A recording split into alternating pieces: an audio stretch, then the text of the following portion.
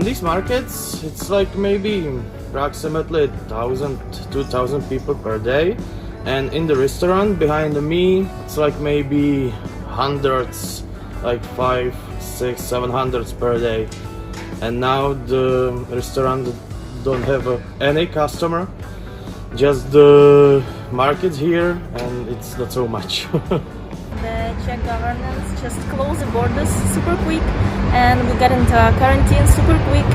In Czech Republic, it's already under control because we don't have that much cases. We don't have thousands and thousands like in Italy or Spain.